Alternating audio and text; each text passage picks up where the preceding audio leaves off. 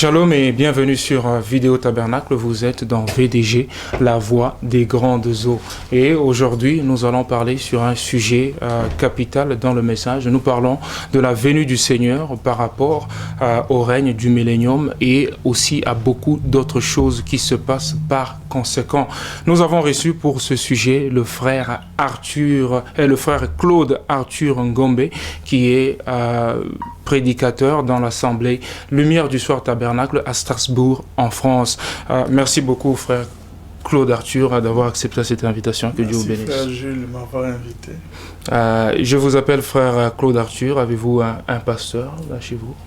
Je travaille avec le pasteur Finé Banti, qui est actuellement à Malabo pour affaires. Il a aussi une église là-bas. Il a déjà établi un ministre qui va superviser l'église en son absence. Une fois qu'il est disponible, il sera parmi nous ici. Amen. Merci beaucoup. J'aimerais quand même que vous puissiez quand même nous dire, ça fait combien de temps que vous aviez cru au message du frère Branham? J'ai cru au message de William Branham le 4 décembre 1998 et j'ai pris mon baptême le 4 février 1999. C'était à Rouge-Gorge, à Pointe-Noire, dans l'église de pasteur Simon-Pierre Lifoko. Et je salue d'ailleurs, que Dieu le bénisse. Et ça fait combien de temps que vous avez commencé à prêcher? J'ai commencé à prêcher en 2004. En 2004, les derniers mois que j'ai passé à Johannesburg, déjà le pasteur que j'avais à l'époque, frère Jean-Papi Zakola, et tous ceux qui m'écoutaient, ils avaient déjà remarqué la touche et ils disaient que bon, petit, tu as un appel, il faut que tu fasses quelque chose. Et bon, vous savez que en général, lorsqu'on appelle la chair est un endroit sacré. On ne s'y avance pas pour juste par envie ou pour épater les gens. Il faut être sûr qu'on a un dépôt avant de monter là-dedans. Il faut être sûr de la volonté du Père. C'est ce qui fait que j'ai hésité longtemps avant d'ouvrir la bouche. J'ai demandé à frère Zakola déjà de prier pour moi et j'ai parlé à frère Life et à bien d'autres anciens, notamment Laurent Lyongo, qui se souviendra quand nous étions chez frère François et qu'on en parlait devant le livre noir des Hébreux, quand on parlait du ministère. C'est depuis 2004. Je suis arrivé en France le 25 décembre 2004. J'avais une œuvre à Ris-Orangis, c'est au sud de Paris.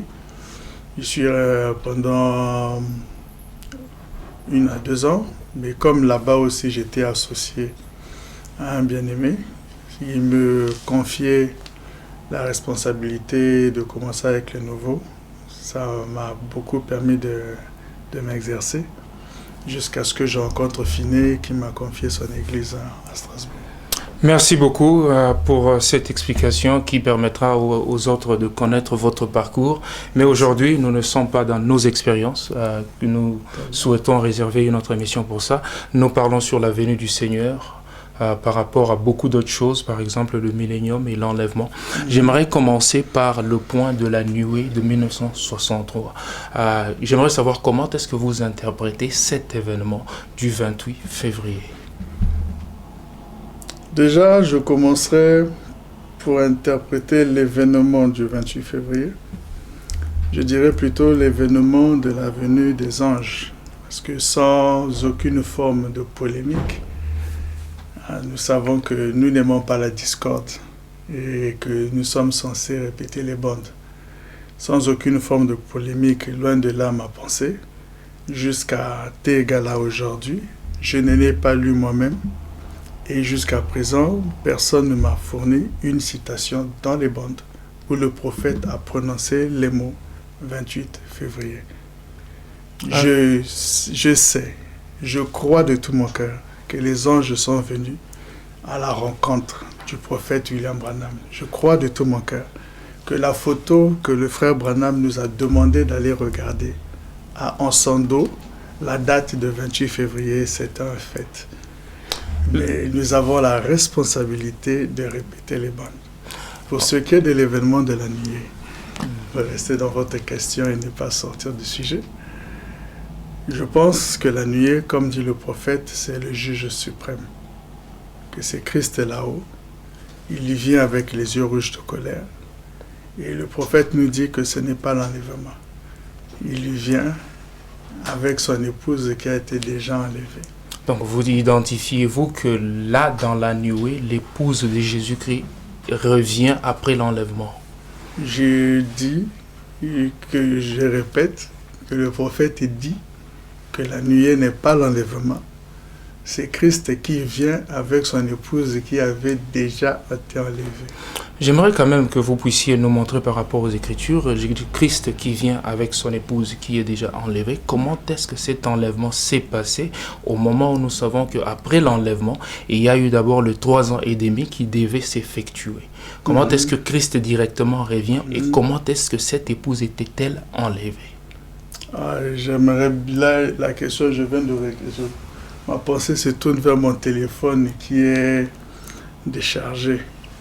Nous n'identifions pas l'accomplissement des prophéties, surtout pour les durées de 3 ans et demi, par rapport à la forme telle qu'elle est prononcée. Nous identifions Dieu par ses caractéristiques. Quand le prophète nous parle des 3 ans et demi, le prophète nous donne les caractéristiques qui caractérisent ces 3 ans et demi, de ce qui s'accomplit pendant ces 3 ans et demi. Pendant ces 3 ans et demi, Élie et Moïse se révèlent aux Juifs. Pendant ces 3 ans et demi, Israël seul est une nation. Pendant ces 3 ans et demi, les fléaux s'abattent sur la terre. Pendant ces 3 ans et demi, vous voyez, c'est avec les caractéristiques. Quand nous voyons les caractéristiques s'accomplir, les boiteux marcher, les aveugles voir, c'est comme ça qu'on sait qu'il est celui qui nous avait été promis. Or, quand nous verrons que les nations se disloquent, les nations étant disloquées, il n'y a plus de nations. Mais Israël se réveille, que Israël seul est une nation. Il faut déjà look up. Le frère Claude Arthur, j'aimerais quand même... La venue de la nuée, c'est l'événement que le frère Branham identifie comme étant le 7e sceau. Vous dites que le Christ est venu avec son épouse. Oui. Au moment où le frère Branham dit dans la citation le 7e sceau, il dit que c'est comme quand on lance une fusée dans les airs. La fusée explose ici et elle monte. Elle explose encore, elle fait jaillir 5 étoiles. Au paragraphe 323, il dit c'est le grand secret qui repose sous ces sceaux. Et quelque part, le frère Branham dira que le 7e sceau, c'est le mystère du départ de l'épouse. Comment expliquez-vous que l'épouse soit revenue au moment où c'est un mystère du départ qui suggère que quelque chose a commencé avant ce départ? Le 7e sceau n'est pas un événement ponctuel dans le temps qui commence à 13h01 et qui finit à 13h02. Le 13e sceau inclut un intervalle du temps pendant lequel s'accomplissent de nombreuses prophéties. Le 7e sceau, c'est le mystère de sa venue. Or, frère Branham dit qu'il n'y a qu'une seule grande venue. Dans la seule grande venue se trouve la première venue pour le rachat, la seconde venue pour l'enlèvement, la troisième venue pour en tant que juge, pour régner avec son épouse. Alors, si vous identifiez que l'épouse est déjà revenue, donc vous dites que la nuée que le frère Branham appelle la seconde venue, pour vous, on dirait que c'est la 3e fois que Jésus est venu. Oui, parce que l'évangile de la prophétie de la venue concernait 2 peuples. L'évangile de la venue concernait ceux des nations qui n'avaient pas vu le Fils de l'homme, et ça concernait ceux des Juifs qui avaient déjà vu le signe de discernement des pensées. Pour ceux qui sont Israël, eux, ils ont déjà vu le discernement des pensées. Ils ont déjà vu le Fils de David. Ils ont déjà vu le Fils de Dieu. Quand ces choses s'accomplissent à la fin des temps, pour eux, le Seigneur se révèle à eux pour la seconde fois. Mais pour nous qui sommes les nations, Christ avait discerné les pensées des Juifs, il avait discerné les pensées des Samaritains, mais n'avait pas discerné ceux des nations. C'est bien que quand nous voyons le Fils de l'homme venir discerner les pensées des cœurs. Nous revoyons pour nous Jésus pour la seconde fois, alors que notre seconde fois à nous, eux, ils l'ont déjà eu. Nous avons la première venue de Christ, c'est le même que les Juifs pour le rachat. Mais ce que nous appelons seconde venue, lorsqu'il vient avec le ministère du Fils de l'homme, où la colonne de feu descend se tabernacler dans un prophète pour enlever une épouse, ça, les Juifs ont déjà eu leur tour. Après cet événement, le même Christ passe à quelque chose d'encore plus glorieux, comme le mystère de la fusée. Il se dévoile encore un peu plus. À ce moment-là, il passe à l'ouverture totale de la parole, où il vient expliquer, il vient dévoiler ce qui a déjà été accompli. Et c'est le fils de David qui s'accomplit pour nous, à ce moment-là, où l'Éternel commence à se tabernacler dans ses trônes, ce sujet racheté. Pour nous, nous l'appelons troisième venue, mais ça correspond aux Juifs seconde venue. Comme les deux ont la seconde venue, je m'amusais souvent à poser la question. La venue du lion, c'est la seconde venue. Or, nous appelions la nuée la seconde venue dans le sens de l'enlèvement.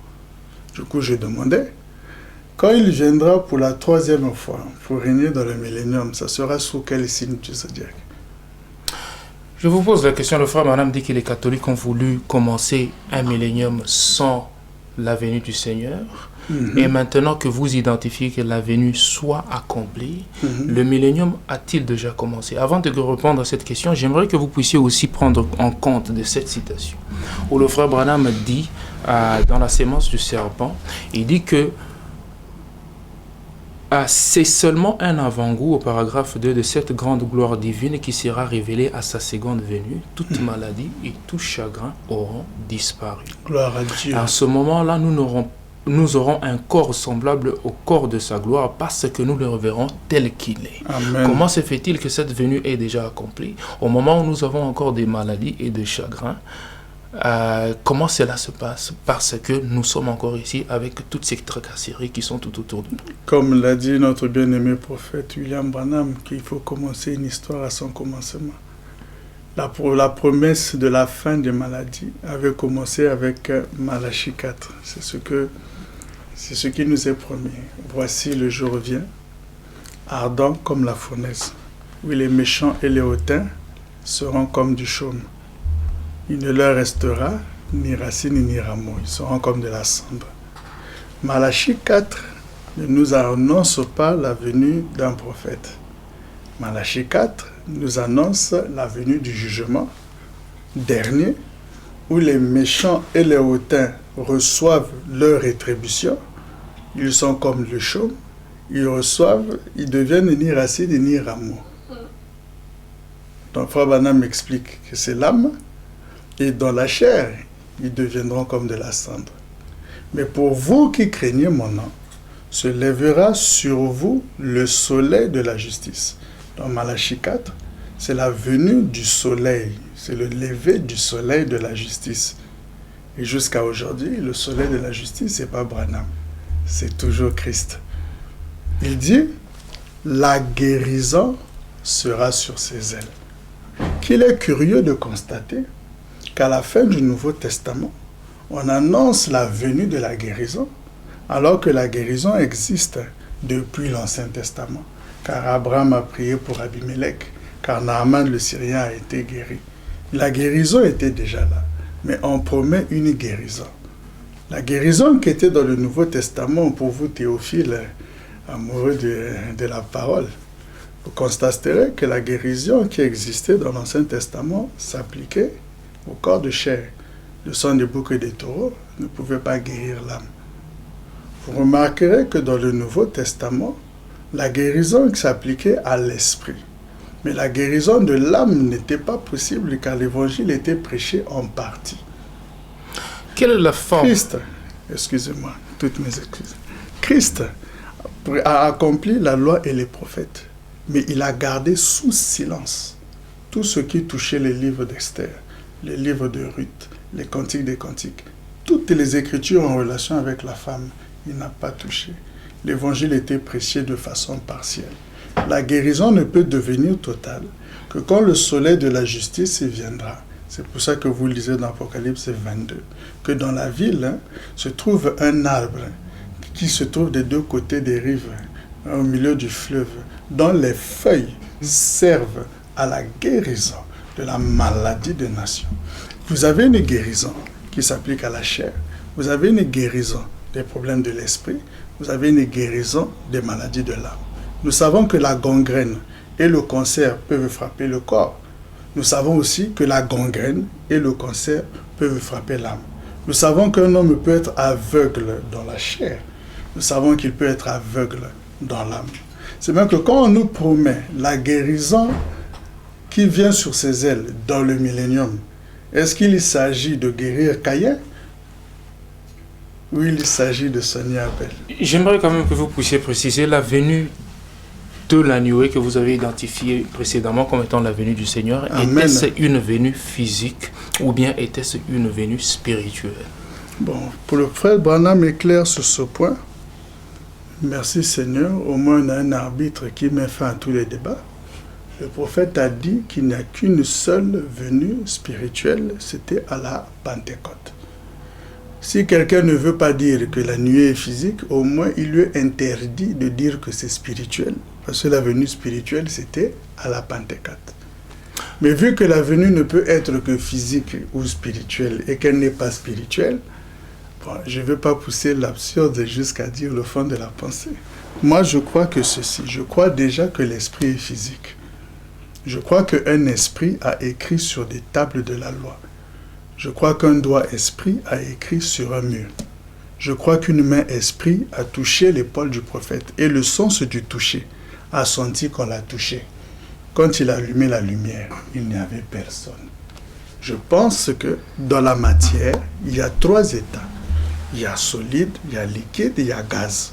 Et s'il faut pousser plus loin, il y a encore l'état subliminal où on est à la frontière entre le gaz et l'énergie pure. Je crois aussi que la matière, que l'esprit se tient, que l'esprit est physique, l'esprit est d'abord esprit, dans le sens que c'est énergie, mais que l'esprit a aussi s'emboîte sur le monde matière dans lequel il peut agir sur notre monde ici. Frère Claude, vous avez couvert beaucoup de choses, mais j'aimerais quand même que vous puissiez tacler cette citation. Le frère Branham parle du corps physique de Jésus, qui identifie dans cette écriture ce qu'il faut pour triompher de toute incrédulité, paragraphe 22. Il dit que si le corps physique de Jésus, et le corps physique de Jésus ne peut pas être ici ce soir, cela pourrait venir, ça serait un moment glorieux, n'est-ce pas? Si le corps physique du Seigneur Jésus, lequel est assis à la droite de Dieu ce soir, si cela devrait descendre du ciel et venir sur la terre, nous n'aurons plus besoin de service de guérison. Alors, nous n'aurons pas aussi besoin de service de prédication. Comment se fait-il qu'une venue que vous ne voulez pas appeler spirituelle, qui autrement devient physique, nous avons encore des services de guérison et des services de prédication? Non, nous ne prêchons pas. Nous répétons les bandes. Nous allons vers celui qui a prêché, pour que l'Éternel nous fasse saisir ce qu'il a voulu dire sans le dire carrément. Parce qu'il est écrit, je ne permets pas à la femme d'enseigner. Si elle a une question, qu'elle le pose à son mari. La femme, c'est l'Église. Il ne nous est pas permis, à nous l'Église, d'enseigner. Si nous avons une question, nous le posons à notre époux. Alors, notre époux s'est exprimé par la voix pourvue par Dieu qui est Amos 3:7, son prophète William Branham. Ce n'est pas que Branham soit notre époux, mais l'époux s'est exprimé à travers lui. Donc, il a donné les uns comme apôtres, comme pasteurs, comme évangélistes, parce qu'en réalité, le véritable apôtre c'est Christ, le vrai pasteur c'est Christ, le vrai évangéliste c'est Christ. Nous ne prêchons pas dans le sens où dans les âges, à cause de l'ignorance et des sots, ils présumaient, cette écriture signifie ceci, ils allaient chercher la face de Dieu et ils avaient une compréhension une imagination, une conception de ce que l'Écriture voulait dire. Or, nous, dans notre âge, nous ne présumons pas, car la lettre tue. Mais l'esprit de la lettre vivifie, c'est-à-dire le contexte de la lettre, c'est ça qui donne la vie. La Bible n'est pas la parole de Dieu, mais la Bible est la parole de Dieu. Le prophète nous dit qu'une parole est une pensée exprimée. Si je répète l'Écriture en dehors de la pensée de Dieu, ce que je dis n'est pas la parole parce que je n'exprime pas la pensée du Père. La Bible ne devient la parole de Dieu que quand elle est l'expression de la pensée du Père. Qui parmi nous connaît la pensée du Père? Il faut un prophète. C'est pour ça que nous ne prêchons pas. Nous allons vers celui qui lit et nous sommes ceux qui entendent les paroles du livre de la prophétie.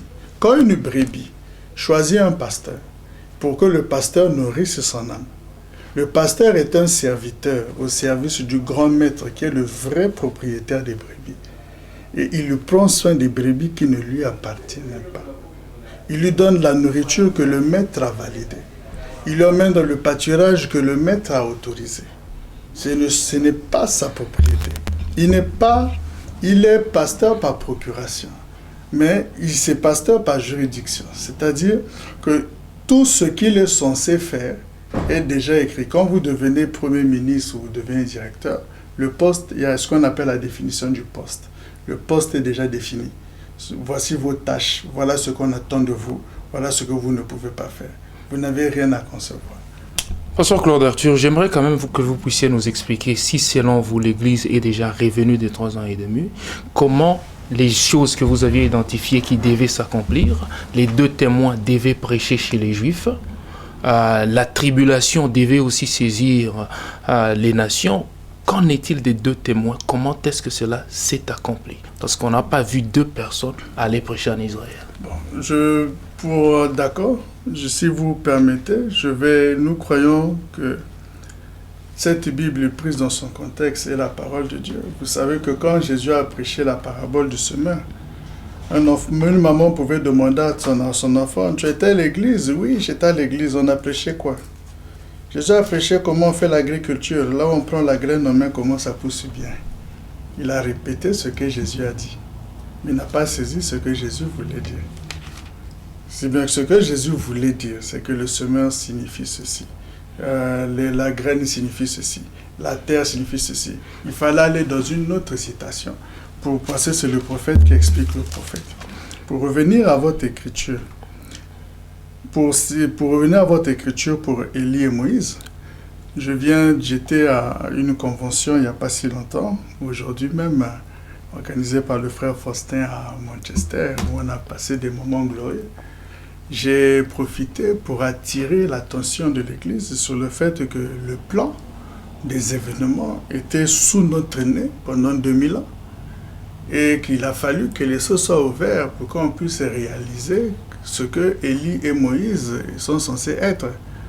L'Écriture nous enseigne qu'une fois que Christ est révélé dans Matthieu, Marc, Luc et Jean, après vient le livre des Actes du Saint-Esprit, qui viennent être la continuité, la manifestation de la révélation qu'ils ont reçue.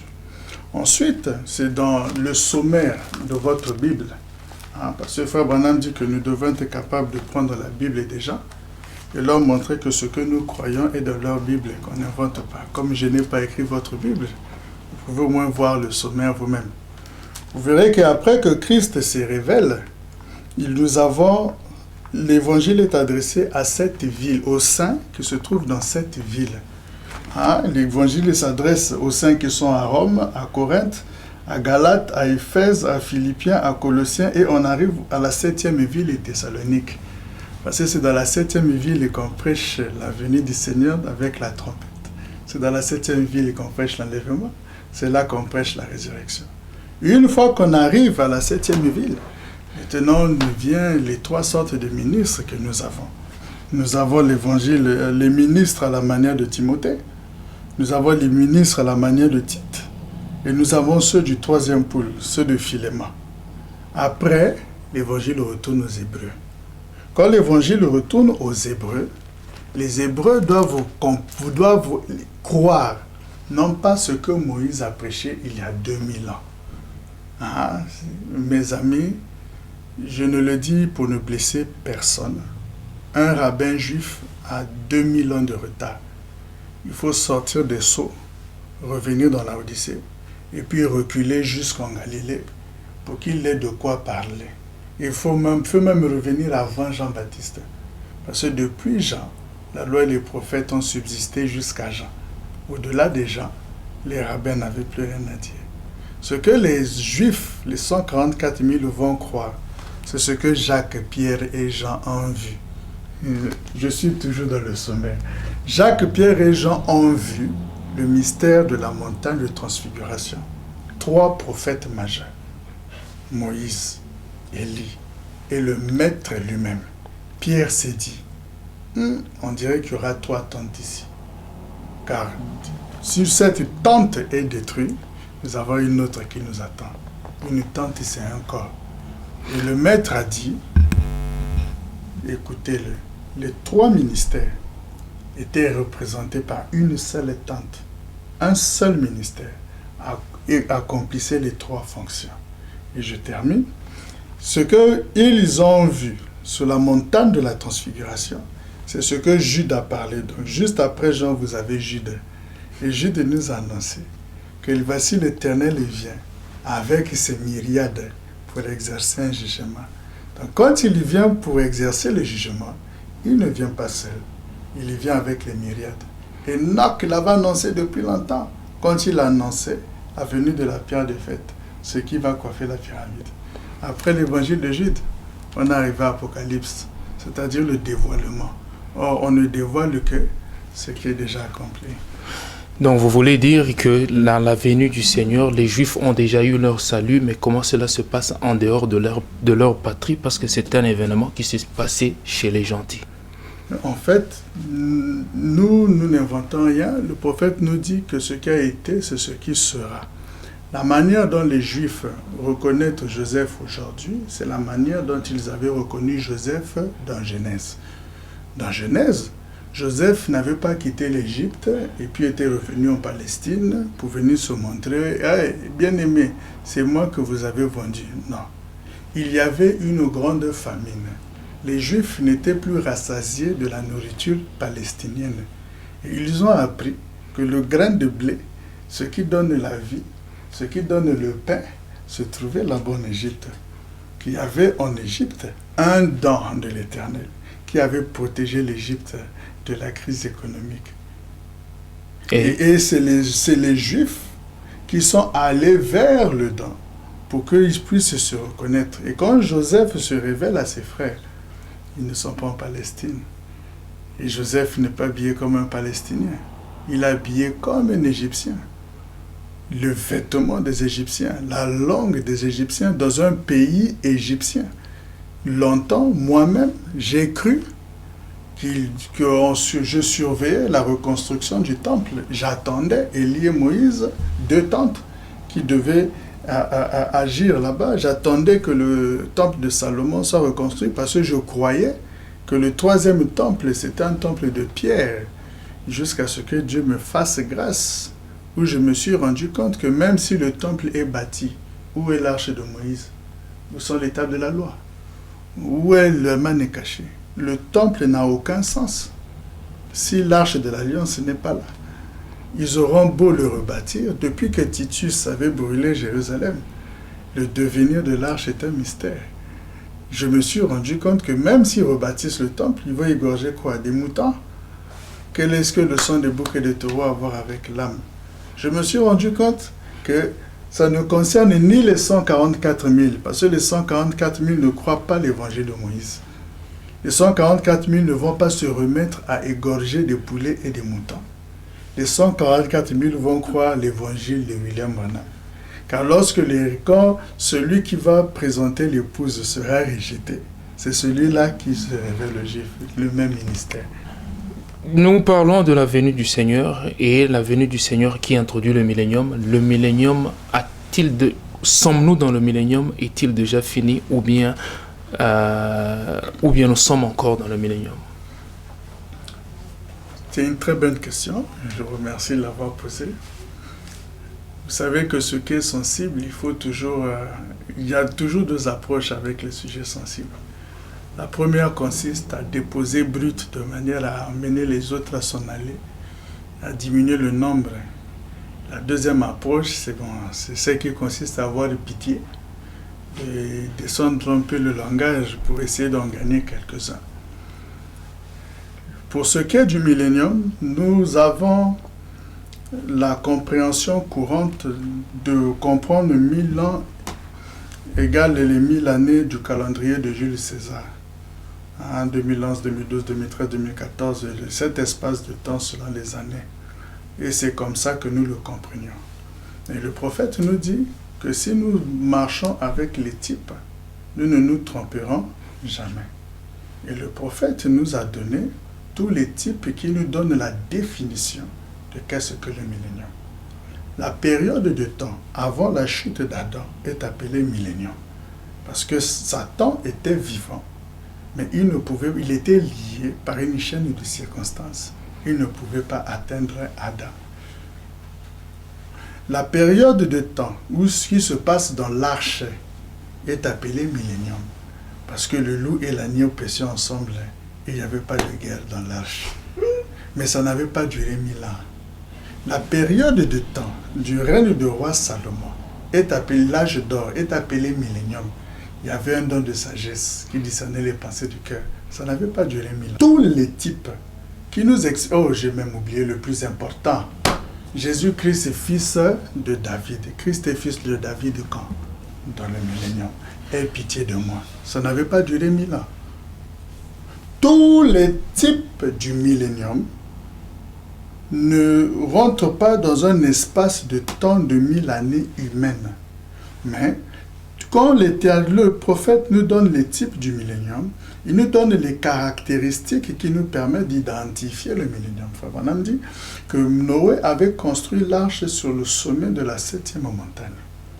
Nous avons la 7e montagne, parce que la montagne est un homme, un prophète. Et nous avons au sommet de une photo, où au sommet de la 7e montagne, nous voyons la véritable arche. L'édifice à 3 pièces, qui est notre Seigneur Jésus-Christ. Nous croyons que dans le message de l'heure, nous avons l'arche de Noé, donc le millénium, et nous attendons le millénium. Nous croyons que le type du millénium, l'arche, est accompli, mais que nous attendons le millénium. Nous croyons que le type de Salomon est accompli, car la reine de Saba s'est levée pour venir voir celui qui est plus grand même que Salomon.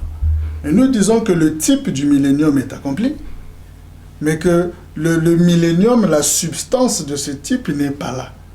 Nous disons que nous avons vu Adam restauré. Donc nous revenons à l'accomplissement du type, mais tu crois que le message est l'arche? Amen, je le crois. Tu le crois? Oui. Tu crois que l'arche était le millénium? Oui, c'est ce qu'on prêche chez nous, que dans l'arche de Noé, c'était le millénium. Est-ce que l'arche est aujourd'hui? Oui, l'arche est aujourd'hui. Est-ce que le millénium aujourd'hui? Non, nous attendons le millénium. Manque de cohérence. C'est dû à de longues années de catéchisme. Ceux qui sont venus ont répété ce que les anciens ont dit. Les anciens sont venus répéter. Pendant longtemps, on comprenait comme ça. J'étais là-dedans. Mais j'estime qu'aujourd'hui, que l'Éternel a dit, bon, déplacer les tentes, on va aller un peu plus loin. En tout cas, pasteur et frère Claude Arthur, nous n'avons plus le temps, nous sommes arrivés à la fin. Juste un mot de la fin, si vous permettez. J'aimerais laisser l'épouse de Christ en méditant une écriture, si ça pose pas problème. Allez-y, allez-y. Ésaïe 51, 16. Oh, j'aurais dû préparer pour gagner le temps. Donnez-moi, voilà, je l'ai ici. J'aurais dû préparer pour gagner le temps, je suis à 49. Ésaïe chapitre 51, verset 16. Les étudiants du message, j'aimerais sincèrement qu'on rentre dans les laboratoires, qu'on puisse creuser cette affaire. Ça répond à tout, ça résume toutes les questions qui ont été posées ici. Il nous est dit, je mets dans ta bouche. Voici, je mets mes paroles dans ta bouche et je te couvre de l'ombre de ma main pour étendre de nouveaux cieux et fonder une nouvelle terre et pour dire à Sion, tu es mon peuple. Remarquez, Voici, je mets mes paroles dans ta bouche, c'est-à-dire un prophète. Et je te couvre de l'ombre de ma main, une confirmation. Pour étendre de nouveaux cieux et une nouvelle terre, et dire à Sion, tu es mon peuple. Celui qui identifie Sion, Sion, tu es mon peuple, celui qui nous révèle qui est Sion, qui est l'épouse, qui est le peuple de Dieu. C'est celui-là même qui Dieu a donné la responsabilité de créer des nouveaux cieux et une nouvelle terre, mes amis. Affirmer que William Branham nous a présenté l'épouse, c'est lourd de conséquences. C'est reconnaître sincèrement qu'à la voix du 7e ange, tout est accompli. Nous sommes arrivés à la fin de l'émission. Nous vous remercions d'avoir participé, frère Claude. C'était le frère Claude Arthur Ngombe qui est prédicateur de l'église Lumière du Soir Tabernacle à Strasbourg en France. Nous avons parlé du millénium, la venue du Seigneur et beaucoup plusieurs choses, et nous pensons que cela vous a peut-être édifié ou soit donné l'envie d'aller encore chercher. Pour ce qui nous concerne, nous disons merci, que